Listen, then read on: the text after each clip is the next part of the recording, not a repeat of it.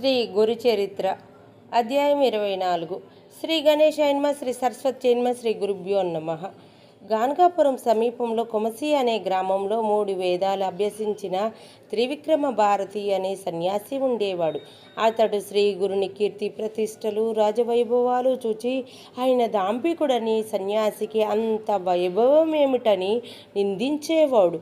భక్తులు ఈ సంగతి శ్రీ గురునికి చెప్పి ఎలాగైనా అతని అజ్ఞానం తొలగించమని కోరారు.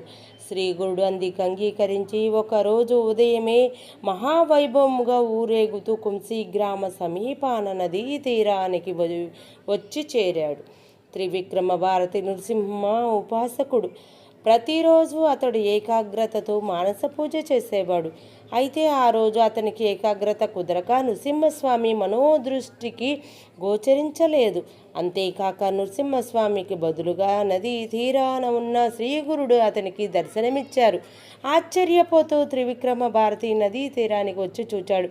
అక్కడ ఉన్న పరివారం అంతా అతనికి శ్రీగురుని రూపాలుగానే గోచరించగా వారిలో శ్రీగురుడు ఎవరో గుర్తించలేక మనస్ఫూర్తిగా నమస్కరించి యథాస్థితిలో దర్శనమియ్యమని ప్రార్థన చేస్తూ స్తోత్రం చేశాడు.